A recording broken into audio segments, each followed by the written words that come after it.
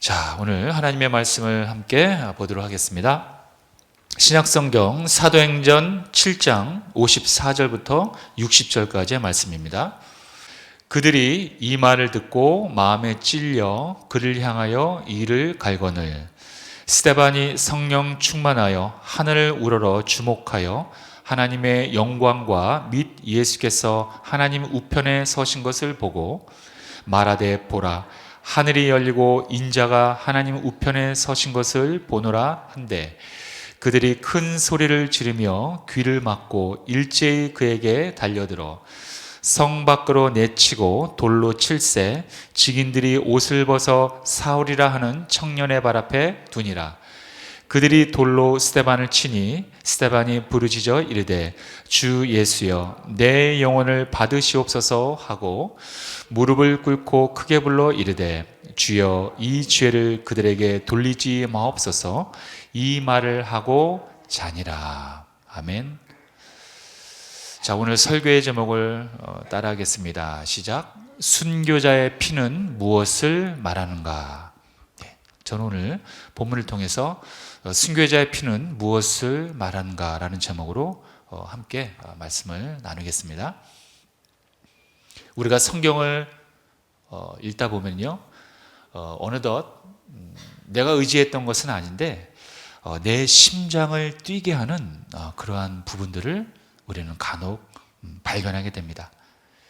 여러분들은 성경을 읽는 중에 어떤 부분이 여러분들의 그 심장을 움직이게 합니까? 저 같은 경우는 예수님을 위해서, 하나님을 위해서 그 참혹한 그 순교의 길을 선택한 그 순교자들의 삶을 발견하게 될 때 그렇게 심장이 뛰게 됩니다. 저는 궁금합니다. 이들이 과연 그 자신의 생명을 내놓으면서까지 과연 말하고 싶었던 것은 무엇이었을까요? 특별히 오늘 본문에 읽었던 이 스데반의 순교를 보면서 예수님을 위해 목숨을 던졌던 그 스데반의 목소리에 우리는 귀를 기울일 필요가 있습니다. 왜냐하면 지금 이 시대는 점점 자기만 아는 시대예요.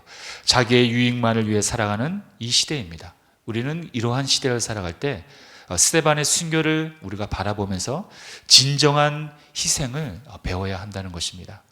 그래서 우리는 세속의 가치관을 따라 살아가는 우리의 그 신앙을 주님의 십자가의 보혈로 다시 한번 정화시키고 또 스데반의 그 순교의 그 현장에 들어가 내 신앙을 다시 한번 점검하는 그러한 소중한 시간이 되기를 바라겠습니다. 그렇다면 오늘 본문에 나오는 그 스데반의 순교를 보면서 우리는 과연 스데반의 순교가 무엇을 의미하고 있는가? 오늘 그 점을 하나하나 보도록 하겠습니다. 첫 번째로 스데반의 순교는 무엇을 의미하는가? 그것은 세상은 여전히 악하다는 것을 의미하고 있습니다. 자, 오늘 읽었던 본문은요, 스데반이 공회에서 유대인들 앞에서 설교를 마친 다음에 상황입니다. 스데반은 설교를 끝으로 해서 유대인들에게 돌에 맞아 순교를 당합니다. 자, 먼저 우리가 스데반은 어떤 사람이며 그는 누구입니까?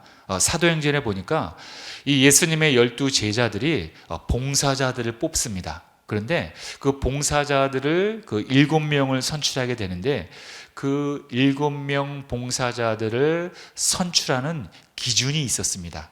그 기준은 이러했습니다. 사도행전 6장 3절에 보니까 형제들아 너희 가운데서 성령과 지혜가 충만하여 칭찬받는 사람 7을 택하라 이렇게 나와 있습니다. 성령이 충만하고 또 지혜가 충만하고 또 타인들로부터 이웃들로부터 칭찬받는 사람 7명을 선택을 해서 봉사자로 뽑아라 이렇게 사도들이 말씀을 한 것입니다. 그래서 7명을 뽑게 되는데 그 중에 한 명이 바로 스데반이었던 것입니다. 그런데 그 스데반은 그 7명 중에서도 유독 또 성령이 충만하고 권능이 임했던 사람입니다. 그래서 스데반은 많은 유대인들 앞에서 복음을 선포하게 됩니다. 어떤 복음이었습니까? 그것은 바로 예수 그리스도를 십자가에 못 박아 죽였던 바로 그 사람들 앞에서 복음을 전하는 것이었습니다. 너희들이 십자가에 못 박아 죽였던 그가 바로 우리가 고대해 왔던 메시아 그리스도였다. 바로 이렇게 복음을 선포했던 것입니다. 그렇다면 이 스데반의 이 복음을 들었던 유대인들의 반응은 어떠했습니까? 오늘의 본문 54절에 보니까 그 반응이 나옵니다. 이렇게 반응합니다. 그들이 이 말을 듣고 마음에 찔려 그를 향하여 이를 갈거늘. 여러분, 이를 갈았다고 하니까 이게 좋은 뜻일까요? 나쁜 뜻일까요? 그렇죠. 이 스데반의 설교를 듣고 나서 마음의 찔림을 받았대요. 마음의 찔림을 받는 건요, 여러분들 굉장히 지극히 자연스러운 현상입니다. 우리의 어두운 심령 가운데 하나님의 말씀이 우리에게 들어오면요, 처음에 나타나는 현상이 마음에 찔려야 돼요. 그게 정상이에요. 그 나쁜 게 아닙니다. 마음의 찔림을 받으면 그 다음 단계로 우리는 회개를 해야 합니다. 그런데 이 사람들은 회개를 하지 않고 분노를 일으켰대요. 이를 갈았대요. 여기서부터 잘못된 것입니다. 유대인들은 스데반의 설교를 듣고 회개한 것이 아니라 마음이 완악하여 이를 갈고 분노했다고 저렇게 성경은 기록하고 있는 것입니다.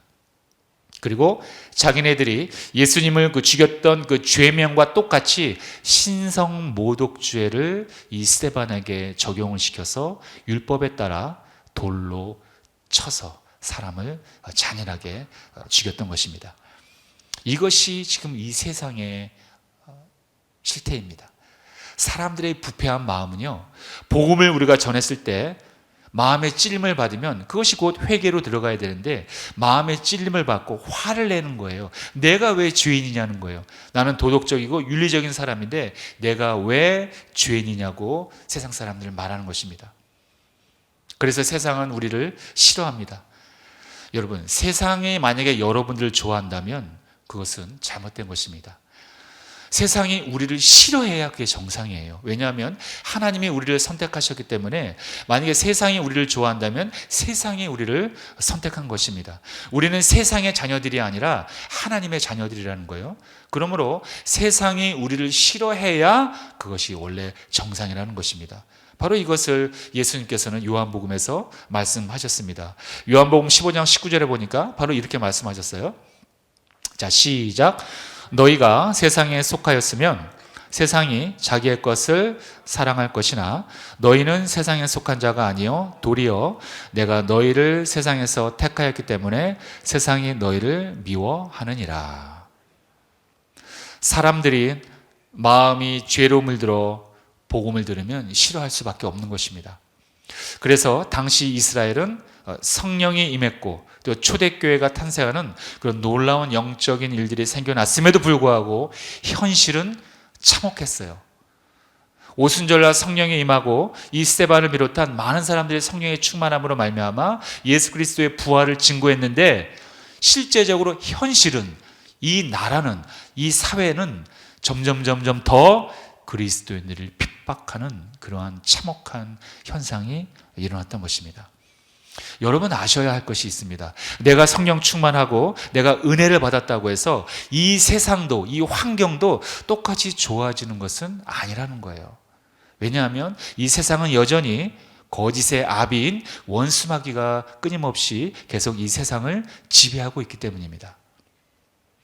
하지만 이러한 어려운 환경에도 불구하고 우리는 성령의 인도하심에 따라 우리는 이 어려운 환경도 충분히 뚫고 지나갈 수 있습니다. 성령은 그래서 하나님이 우리에게 보내주신 거예요. 우리가 늘 실패하고 넘어지기 때문에 성령님을 우리에게 보내주신 것입니다. 그걸 알아야 돼요. 성령님은요, 실패한 사람들을 위한 하나님의 선물입니다. 어떤 성공한 사람들을 위한 것이 아니에요. 우리같이 믿음 없고 늘 좌절하고 늘 슬퍼하고 늘 상처 가운데 머무는 우리 같은 사람 때문에 하나님은 성령을 보내주신 거예요. 얘들아, 세상을 의지하지 마라. 세상을 바라보지 마라. 사람 의지하지 말라. 사람 따라다니지 말라. 물질 따라다니지 말라. 권력을 따라다니지 말라. 너희들의 자존심을 따라다니지 말라. 그러고 따라다녔다는 완전히 실패하고 멸망하고 슬픔과 좌절밖에 없다는 것입니다. 그래서 하나님은 성령님을 우리에게 보내주시고 성령에 따라서 살아가라고 하신 것입니다. 세상은 여전히 악합니다. 그렇기 때문에 우리는 더더욱더 우리는 비례해서 우리는 성령님을 의지해야 하는 것입니다. 자, 두 번째로 스데반의 죽음은 무엇을 의미하는 것입니까? 그것은 하나님은 성도의 순교를 위대하게 보십니다. 오늘 본문 55절을 보면 스데반은 죽기 직전에 하나님의 영광과 예수님의 모습을 발견하게 됩니다. 자, 오늘 55절 다시 보면요. 자, 읽겠습니다. 시작. 스데반이 성령 충만하여 하늘을 우러러 주목하여 하나님의 영광과 및 예수께서 하나님의 우편에 서신 것을 보고, 바로 죽기 직전에 하나님께서는 하늘의 문을 열어주신 거예요. 그래서 당신의 영광과 예수님께서 하나님의 우편 보좌에 서 계신 모습을 실제적으로 가시적으로 보여주신 것입니다. 여러분, 하나님께서는 왜 저런 모습을 스데반에게 보여주셨을까요? 그것은 스데반의 죽음을 귀하고 위대한 일로 인정하신다는 의미입니다. 자, 시편 116편 15절에 보면 그의 경건한 자들의 죽음은 야훼께서 보시기에 귀중한 것이로다, 이렇게 나와 있습니다. 우리 믿는 자들의 죽음은 하나님께서 아주 소중하게 귀중하게 여기신다는 거예요. 우리가 너무 이렇게 좌절하고 슬퍼할 이유가 없다는 것입니다. 믿는 사람들은 종말의 때가 가까워질수록 세상에서 온갖 핍박을 받게 될 것이라고 성경은 이미 예고하고 있었어요. 마태복음 24장 9절을 다 같이 읽겠습니다. 시작. 그때 사람들이 너희를 환난에 넘겨주겠으며 너희를 죽이리니 너희가 내 이름 때문에 모든 민족에게 미움을 받으리라. 예, 아까 서론에 말씀하셨듯이 세상이 우리를 싫어할 수밖에 없는 이유랑 일맥상통한 것입니다. 우리가 모든 민족에게 미움을 받는 것이 정상이라는 거예요. 왜냐하면 세상은 하나님을 싫어하기 때문입니다. 여러분, 우리의 신앙의 그 판가름은요, 이렇게 말세가 올 때, 위기 앞에 섰을 때 다 드러나는 것입니다. 그래서 주님은 우리의 생명을 위협하는 그러한 어려운 순간에도 우리가 신앙을 지키면서 사명을 다하기를 아주 하나님은 기다리고 또 기뻐하고 계시다는 것입니다. 우리는 어려울 때일수록, 힘들 때일수록, 낭망할 때일수록, 좌절할 때일수록, 죽고 싶을 때일수록, 정말 아플 때일수록 더 우리는 하나님께 가까이 나아가야 하는 것입니다. 어떤 사람들은 그래요. 내가 몸이 아프니까, 내가 마음이 아프니까, 내가 지금 실패했으니까 다 성공하고 내 마음이 좀 수스려지면 그때 하나님 앞에 나아가겠습니다. 그건 완전히 잘못된 신앙입니다. 그 하나님에 대해서 전혀 모르고 있는 거예요. 성경에는 그런 말이 전혀 없습니다. 성경은요, 하나님은요, 성령님은요, 예수님은요, 우리가 쓰러지고 좌절하고 아플 때 필요한 분이라는 거예요. 그런데 의외로 소수의 그리스도인들은 내가 좀 성공하고 내 마음이 추스러지고 내가 안정될 때, 내가 평안함을 찾을 때 그때 교회에 나오겠다는 거예요. 아닙니다. 그건 완전히 잘못된 신앙의 태도라는 것입니다. 여러분들은 주위에 있는 분들이 혹시라도 그렇게 말하시는 분들이 있으면, 아니야, 성경은 그렇게 말하고 있는 부분이 한 군데도 없어. 성경은, 하나님은 우리가 아파하고 좌절했을 때 그때 만나주시는 분이야. 그렇기 때문에 우리가 아파할수록, 실패할수록, 저 인생의 끝자리에 나아갈 때일수록 그때 우리는 하나님을 부르짖어야 한다는 것입니다. 여러분들 지금 여기에 있는 어르신들도 마찬가지겠지만 저도 마찬가지입니다. 저도 그 어둠 가운데 가장 힘들 때 하나님을 만났던 거예요. 내가 성공하고 내가 배부르고 내가 마음이 안정됐을 때는 하나님을 찾지 않았습니다. 그러나 그 어둠의 밑자락에서 더 이상 갈 곳도 없고 더 이상 의지할 곳도 없고 더 이상 정말 기댈 곳도 없는 그러한 상황에 있었을 때 하나님이 저를 불러주셨고 또 만났다는 것입니다. 하나님께서는 우리가 가장 슬퍼하고 힘들어할 때 우리를 간절히 찾고 계시다는 것입니다. 우리가 찬송가 508장에 보면요, 우리가 지금은 나그네 되어도라는 그 찬송가가 있습니다. 그런데 이 찬송가의 작사는요, 그 엘라이저 카셀이라는 그 사람이 작사를 했는데, 이 사람의 원래 직업은 그 의사였다고 합니다. 그는 되게 성공한 의사였다고 합니다. 그렇지만 이 사람은 의사였지만 교회에서는 또 모범적으로 늘 봉사를 했다고 합니다. 그런데 이 엘라이저 카셀이라는 이 의사는요, 전도에 대한 아주 특별한 사명을 가졌다고 해요. 그래서 늘 병원에서도 진찰하면서 환자들을 많이 전도했다고 합니다. 그리고 자신의 존재 이유가 그 하나님으로부터 받은 십자가의 그 은혜가 너무나 많기 때문에 그 십자가의 은혜를 전하지 않으면 못 견디는, 늘 그 전도하는 것이 자기의 존재 이유라고 주위 사람들한테 늘 고백했다고 합니다. 그러던 어느 날 주위 사람들이 당신 의사니까 돈도 많이 벌 것 아니요, 그런데 돈 버는 것보다 전도하는 것이 더 좋습니까? 이렇게 질문했을 때 이 사람은 이렇게 이야기했다고 합니다. 그럼요, 결국 우리는 이 땅에서 나그네 아닙니까?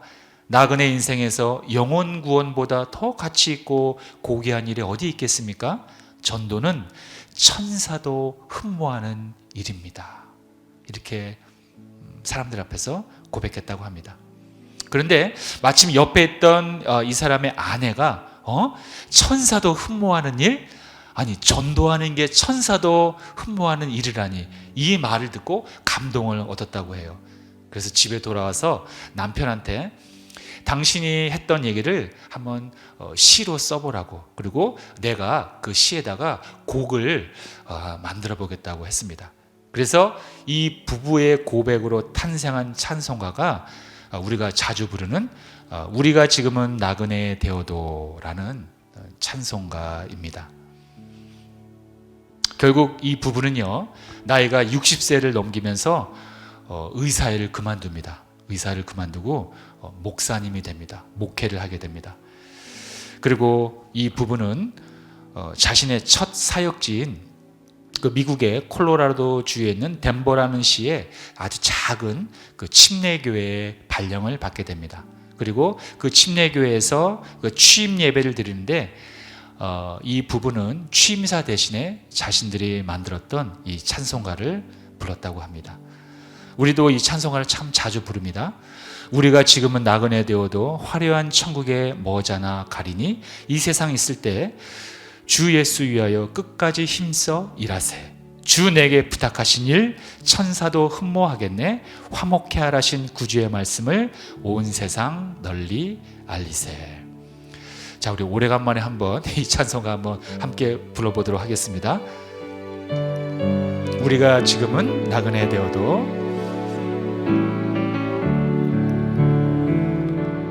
우리가 지금은 나그네 되어도 화려한 천국에 머자나 가리니 이 세상 있을 때 주 예수 위하여 끝까지 힘써 일하세. 주 내게 부탁하시니 천사도 흠모하겠네.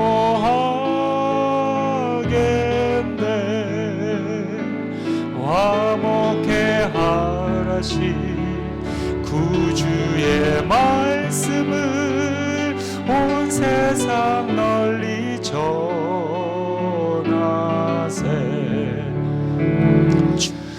사랑하는 성도 여러분, 우리의 본질은 모두가 그리스도의 십자가의 복음을 전하는 것입니다. 이것은 해도 그만 안 해도 그만이 아니라 바로 절대적으로 우리가 그 명령을 받은 바로 사명자들이라는 것입니다. 바로 이러한 사명을 우리가 행하긴 행하는데 우리의 생명도 아끼지 않고 행하는 것이 바로 하나님의 뜻이라는 걸 꼭 명심하시길 바라겠습니다. 자, 세 번째로 스데반의 죽음은 무엇을 의미할까요? 그것은 바로 세상을 위해 중보해야 한다는 것입니다. 오늘의 본문 60절에 보면요, 스데반은 마지막 숨을 거두면서 어떻게 기도합니까? 이렇게 기도합니다. 자, 시작. 무릎을 꿇고 크게 불러 이르되 주여 이 죄를 그들에게 돌리지 마옵소서. 이 말을 하고 자니라. 그리스도의 증인된 우리들은 여러분 세상을 저주하는 사람들이 아닙니다. 물론 우리가 이 세상을 지배하는 악한 원수마귀는 우리가 대적해야 할 대상입니다만, 우리가 원수마귀에 묶여있는 그 불쌍한 영혼들은 우리가 불쌍히 여기고 그들의 구원을 위해서 우리가 복음을 전하고 중보기도해야 한다는 것입니다. 이것이 그리스도인의 참된 모습이라는 거예요. 우리는 아직도 이 부활을 믿지 않고 또 영생을 믿지 못하고 늘 현재의 성공에만 눈이 멀어서 살아가는, 지금도 그 지옥을 향해서 걸어가고 있는 그 영혼들을 위해서 우리는 기도해야 한다는 것입니다. 그런데 사실 예수님께서도 십자가에서 돌아가시기 전에 또 동일한 말씀을 하셨습니다. 자신을 십자가에 못 박아 죽이는 사람들 향해서 주님께서도 이렇게 말씀하셨어요.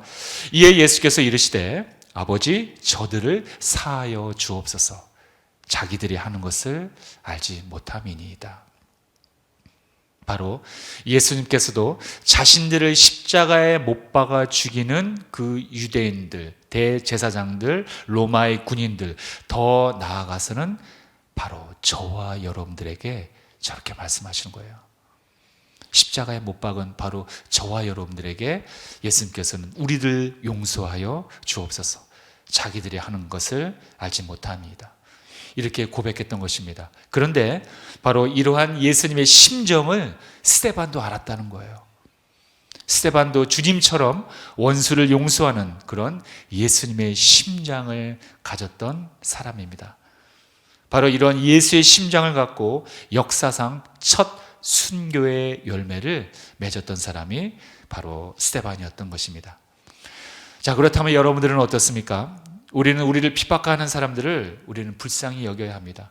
왜냐하면 그 이유가 있습니다. 그 사람들은 최후의 승리자가 아니기 때문입니다. 그래서 우리는 그들을 위해서 불쌍하게 생각해야 한다는 거예요. 그들도 하나님의 형상이 들어가 있는 사람들이기 때문입니다.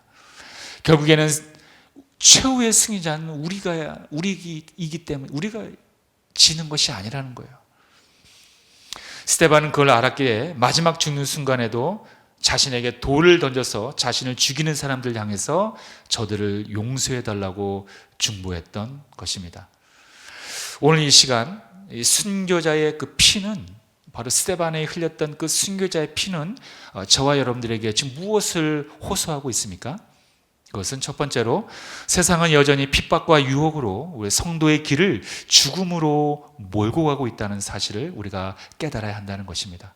하지만 그럼에도 불구하고 하나님께서는 그 가운데에서 살아가는 우리들이 거기에 휘말리지 않고 절대로 유혹에 넘어가지 않고 우리가 끝까지 우리의 믿음을 지켜내고 승리하기를 원하고 계시다는 것입니다. 그런데 그 신앙을 지키기 위해서는 절대로 우리의 생명까지도 아깝게 여겨서는 안 된다는 사실을 꼭 기억해야 합니다. 만약에 이 문제가 해결이 안 되면 우리는 여지없이 또 무너집니다. 왜? 내 생명을 아깝게 여기는데 뭘 하겠습니까? 아무것도 못 한다는 거예요. 늘 쓰러지고 늘 우리는 아픔 가운데, 그 아픔 가운데 늘 머물러 있다는 것입니다. 그러나 내가 내 생명을 아끼지 않는다면 우리는 충분히 이 세상을 이길 수가 있다는 것입니다. 그것이 가능한 이유가 있습니다. 목사님, 이게 어떻게 가능합니까? 아닙니다. 가능합니다. 왜냐하면 그것이 가능한 이유는 바로 우리의 생명은 이미 주님의 부활로 인해 영생이 확보되었기 때문입니다. 우리의 영생이 이미 확보되어 있다는 거예요. 어떻게? 예수님께서 죽음을 이겨놓으셨잖아요. 부활로 이겨놓으셨잖아요. 우리는 그러한 주님을 믿잖아요. 그러한 주님 안에 거하고 있잖아요. 그렇기 때문에 우리의 생명은 이미 주님의 부활로 인해서 영생이 확보되어 있는 상태이기 때문에 우리의 생명을 그렇게 아깝게 여기지 않아도 된다는 것입니다. 그러므로 우리 이제부터 스데반처럼 자신의 생명보다도 하나님과 저 지옥으로 걸어가고 있는 불쌍한 영혼들을 위하여 십자가의 은혜를 전하며 살아가는 것이 우리의 인생의 전부라는 것입니다.